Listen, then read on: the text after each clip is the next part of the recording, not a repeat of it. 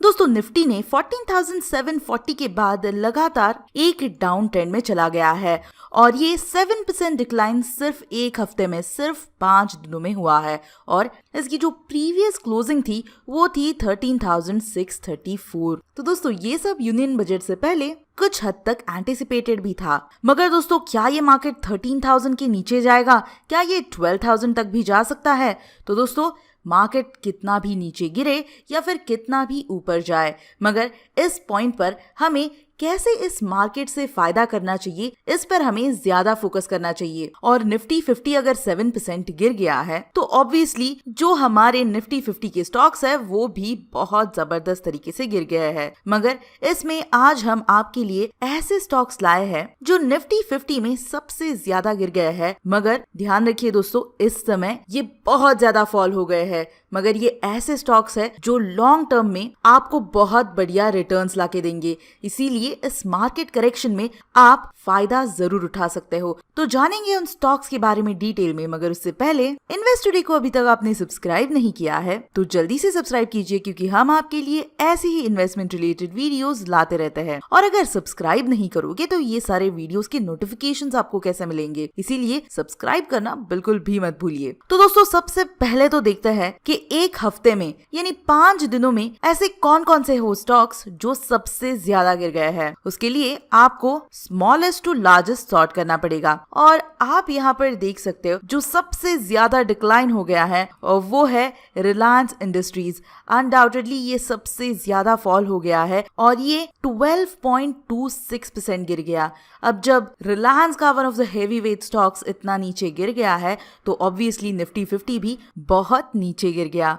मगर जो second stock जो सबसे ज्यादा गिर गया वो है एशियन पेंट्स। ये भी 11.38% डिक्लाइन हो गया। और जो थर्ड है वो है मारुति सुजुकी, 10.77%, ये भी डिक्लाइन हो गया है सिर्फ 5 दिनों में। इसके बाद जो फोर्थ नंबर पर है वो है हाउसिंग डेवलपमेंट फाइनेंस कॉर्प यानी HDFC, ये भी 10.71% गिर गया है। और जो फिफ्थ स्टॉक है वो है टाटा स्टील, ये भी 9.85% गिर गया है। और दोस्तों इन 5 स्टॉक्स के अलावा सबसे ज्यादा Tata Motors, Hindalco, Doctor Reddy's, IndusInd Bank, Coal India, HCL, Kotak Mahindra Bank, Infosys, Bajaj Finance, ये भी लगभग 9% से 7.5% तक गिर गया है। तो दोस्तों इन 15 में से मैं आपको वो स्टॉक्स बताने वाली हूँ जो आप सिर्फ लॉन्ग टर्म नहीं मगर वेरी वेरी लॉन्ग टर्म के लिए आपके पोर्टफोलियो में रख सकते हो। तो सबसे पहले तो बात करते हैं रिलायंस इंडस्ट्रीज की। दोस्तों ये स्टॉक सबसे ज्यादा गिर गया है और इसने अपना जो बहुत ही इम्पोर्टेंट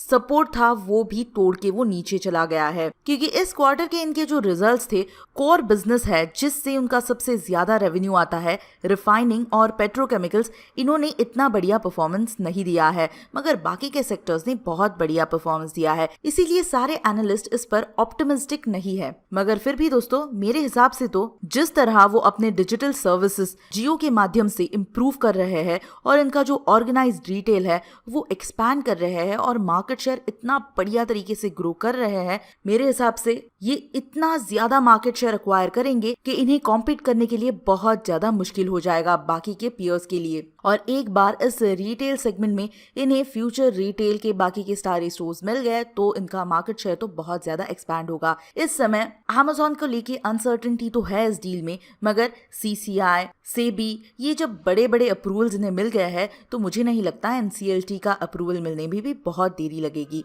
और कोरोना वायरस के पैंडेमिक की वजह से ऑयल एंड रिफाइनिंग पर बहुत ज्यादा प्रेशर तो था ही, मगर फिर भी इनके बाकी के सेगमेंट्स की वजह से इनका जो रेवेन्यू है, प्रॉफिट आफ्टर टैक्स है, प्रॉफिट बिफोर टैक्स है, ये ज्यादा अफेक्ट नहीं हुआ है। मगर ध्यान रखने की बात यह है कि म्यूचुअल फंड होल्डिंग्स इनकी जून के क्वार्टर से लगातार डिक्रीज ही होती जा रही है। यही नहीं, DII होल्डिंग भी काफी दिनों से डिक्रीज ही होती जा रही है। सिर्फ फॉरेन इंस्टीट्यूशंस होल्डिंग और रिटेल की होल्डिंग इसमें बहुत ज्यादा इंक्रीज हो रही है। मगर फिर भी 32 एनालिस्ट में से 63% एनालिस्ट इसे बाय की रिकमेंडेशन देते हैं। और अगर आप देखोगे तो हाल ही में 2100 के बाद ये अब 1841 पर ट्रेड कर रहा है। और पिछले वीडियो में भी हमने आपको कहा कि ये जो 1840 का जो इसका सपोर्ट है वो बहुत इंपॉर्टेंट सपोर्ट है, और अगर ये सपोर्ट वो तोड़ देता है 18,041 का तो डेफिनेटली ये जाएगा 1800 पर।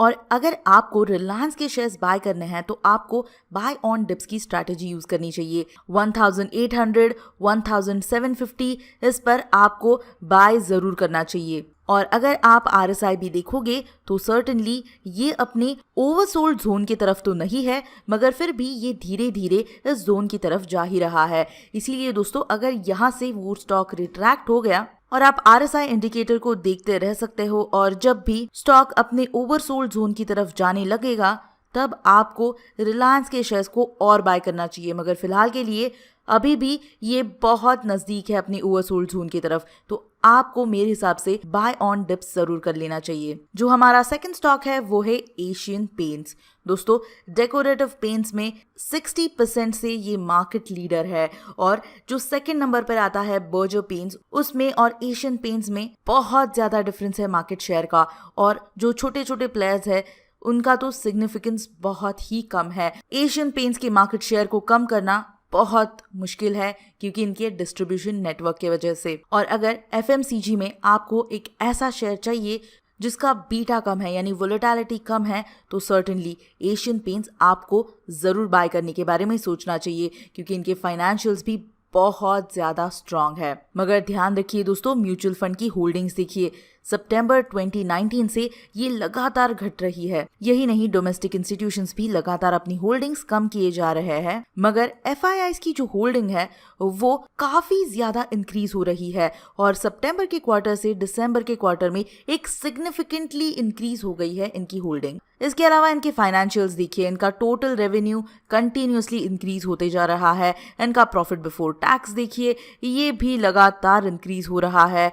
इनका नेट इनकम, EPS, ये सब लगातार इंक्रीज ही हो रहा है। दोस्तों फाइनेंशियली तो ये कंपनी बहुत स्ट्रांग है ही, मगर ओवरसोल्ड जोन के ये भी बहुत नजदीक है। 33.48 है इनका RSI, और इस समय ये 2400 पर है। और दोस्तों जरा देखिए, इसका जो नेक्स्ट सपोर्ट है वो है 2150 पर। तो दोस्तों मेरे हिसाब से अगर ये डाउन ट्रेंड कंटिन्यू रहती है तो सर्टेनली ये शेयर 2100 पर जरूर आएगा, और जब ये शेयर 2100 पर आता है तब मेरे हिसाब से आपको एक बाइंग की अपॉर्चुनिटी ग्रैब जरूर करनी चाहिए। अगर आपने मार्च के फॉल में नहीं शेयर लिया है तो ये बाइंग की एक बहुत बड़ी अपॉर्चुनिटी जरूर आप ग्रैब कर सकते हो। इसके बाद दोस्तों जो हमारा थर्ड नंबर पर शेयर है वो है HDFC, housing development finance Corp. इस समय सर्टेनली एक फाइनेंस कंपनी को बाय करना थोड़ा सा ट्रिकी जरूर हो सकता है, मगर HDFC के बारे में आप जरूर सोच सकते हो क्योंकि इनका मोरेटोरियम का अगर डेटा आप देखोगे तो बाकी के जो NBFCs है उनसे कम ही है, और इसमें भी फॉरेन इंस्टीट्यूशंस ने अपनी होल्डिंग सितंबर 2019 से सितंबर 2020 तक लगातार कम की, मगर सितंबर से दिसंबर के क्वार्टर में इनकी होल्डिंग्स बढ़ गई है 71.94, यानी लगभग 2% से इनकी जो होल्डिंग है वो बढ़ा दी है। मगर इस बीच म्यूचुअल फंड्स और डोमेस्टिक इंस्टीट्यूशंस ने दोनों ने अपनी होल्डिंग कम की है, तो इस बात का भी जरूर ध्यान रखिएगा। मगर 36 एनालिस्ट में से 86% एनालिस्ट इस स्टॉक पर ऑप्टिमिस्टिक है और बाय करने की सलाह देते हैं, और इनके भी फाइनेंशियल्स इतने स्ट्रांग है और लगातार ये अपना जो रेवेन्यू है, नेट इनकम है, प्रॉफिट बिफोर टैक्स है, ये वो लगातार बढ़ा रहे हैं, और ये one of the top consistent compounders में से एक स्टॉक है। और इस समय इसने अपना 2370 का सपोर्ट लिया है, मगर ये सपोर्ट अगर वो तोड़ देता है दोस्तों तो यहाँ पर आपको 2274 पर नजर रखनी चाहिए। यहाँ पर एक बहुत बढ़िया बाइंग अपॉर्चुनिटी आपको आ सकती है, और यहाँ पर आपको भी बाय ऑन टिप्स की स्ट्रैटेजी यूज कर लेनी चाहिए। 2270 से 2000 तक आपको बाय ऑन डिप्स कर लेने चाहिए, और ये भी स्टॉक अपने ओवरसोल्ड जोन के काफी नजदीक है। तो अगर ये वो बैंड तोड़ देता है, अगर 25 के नीचे जाता है, तो सर्टेनली एक बहुत ही बड़ी अपॉर्चुनिटी आपको HDFC में मिल जाएगी। दोस्तों अगले दो शेयर्स IT सेक्टर के हैं। सबसे पहले तो पहला नहीं 4th शेयर वो है HCL टेक। जी हाँ दोस्तों, प्रीवियस वीडियोस में भी हमने आपको बताया था इनका जो रेवेन्यू है वो सबसे ज्यादा सॉफ्टवेयर सर्विसेज से आता है 57.8%, इंफ्रास्ट्रक्चर सर्विसेज से 37.2%, और लोकेशन वाइज ब्रेकअप देखोगे तो यूएसए से सबसे ज्यादा 59.5% इनका रेवेन्यू आता है, फिर है यूरोप और फिर है इंडिया। ये एक ऐसी कंपनी है जिसमें म्यूचुअल फंड्स अपनी होल्डिंग लगातार इंक्रीज किए जा रहे हैं, और यहाँ पर आप देख सकते हो कि सितंबर के क्वार्टर से दिसंबर के क्वार्टर में इन्होंने लगभग 0.6% अपनी होल्डिंग्स बढ़ाई है। हालांकि दोस्तों, डोमेस्टिक इंस्टीट्यूशंस अपना होल्डिंग काफी ज्यादा कम कर रहे हैं। यही नहीं, इनकी जो फॉरेन इंस्टीट्यूशनल होल्डिंग है वो भी लगातार कम हो रही है, मगर फिर भी अगर आप इनके फाइनेंशियल्स देखोगे तो इनका जो टोटल रेवेन्यू है वो बहुत ही बढ़िया तरीके से इंक्रीज हो रहा है। यही नहीं, इनका प्रॉफिट बिफोर टैक्स भी बहुत ही ज्यादा इंक्रीज हो रहा है, और एक जबरदस्त बाइंग की राय 43 एनालिस्ट में से 88% एनालिस्ट इसे देते हैं, जो एक कमाल की बात है। तो दोस्तों, ये स्टॉक भी 1600 के बाद अब 914 पर ट्रेड कर रहा है, और ये एक बहुत ही बढ़िया लेवल है। और अगर इस लेवल पर आप इस स्टॉक को खरीदते हो तो मेरे हिसाब से ये एक बहुत बढ़िया अपॉर्चुनिटी हो सकती है। और अगर ये स्टॉक 800 के आसपास आ गया तो आपको इसे बाय करने की अपॉर्चुनिटी बिल्कुल भी नहीं गंवानी है। दोस्तों, 800 इसके लिए बहुत ही इंपॉर्टेंट लेवल था, और 900 पर इस समय अगर ये सपोर्ट तोड़ देता है तो सर्टेनली ये बहुत नीचे आएगा। तो आपको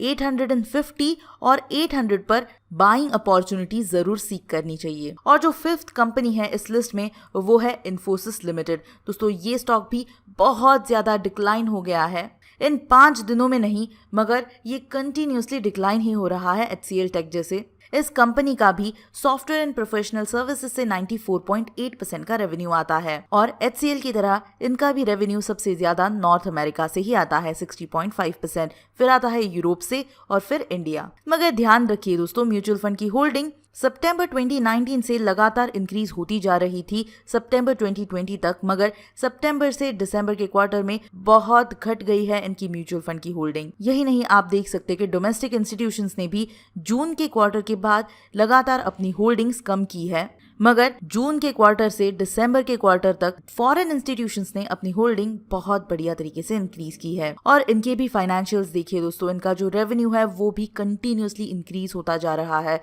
इनका प्रॉफिट बिफोर टैक्स देखिए, ये भी इंक्रीज ही हो रहा है, और नेट इनकम, सारे पैरामीटर्स बहुत ही बढ़िया है। और दोस्तों, 44 एनालिस्ट में से 91% एनालिस्ट इसे बाय की रिकमेंडेशन देते हैं, जो अपने आप में ही एक बहुत ही बढ़िया बात है। और ये स्टॉक भी 1400 के लेवल से 1240 के लेवल पर इस समय ट्रेड कर रहा है। ये भी इसका एक बहुत ही क्रूशियल सपोर्ट है। अगर ये सपोर्ट वो तोड़ देता है तो सर्टेनली दोस्तों ये और नीचे आएगा, और ये 1150 पर अपना नेक्स्ट सपोर्ट सर्च करेगा। अगर ये भी सपोर्ट वो तोड़ देता है, ये 1100 पर जाएगा, और आपको 1150 से लेके 1100 पर एक बहुत बढ़िया बाइंग अपॉर्चुनिटी जरूर मिल सकती है। मगर ध्यान रखिए दोस्तों, बाकी के स्टॉक्स का RSI लगभग 33-34 था, मगर ये अभी भी 40.67 पर है। तो अगर ये और नीचे आता है तो ही आपको एक अच्छी बाइंग अपॉर्चुनिटी सीख करनी चाहिए। तो ये तो थे हमारे टॉप 5 स्टॉक्स की रिकमेंडेशन। ये स्टॉक्स आप लॉन्ग टर्म के लिए भी होल्ड कर सकते हो, मगर ये जो 50 स्टॉक्स है, अगर इन 5 के अलावा भी अगर आपको देखना है कि इनका 1 वीक का रिटर्न, 1 मंथ का रिटर्न कितना है, और आपको एक बाइंग अपॉर्चुनिटी सीख करनी है इन निफ्टी 50 के स्टॉक्स में, तो ये जो एक्सेल शीट है उसकी लिंक मैं डिस्क्रिप्शन में दे दूंगी, तो आप उसे डाउनलोड करके खुद भी रिसर्च कर सकते हो। मगर दोस्तों, इन स्टॉक्स के अलावा भी ऐसे और कौन कौन से स्टॉक्स है जो आप इस मार्केट करेक्शन में ले रहे हो, या फिर आपने अपने वॉच लिस्ट में डाला है, हमें कमेंट्स में बताना बिल्कुल भी मत भूलिए। और इन्वेस्ट टुडे को सब्सक्राइब कीजिए ऐसी ही इन्वेस्टमेंट रिलेटेड वीडियोस के लिए।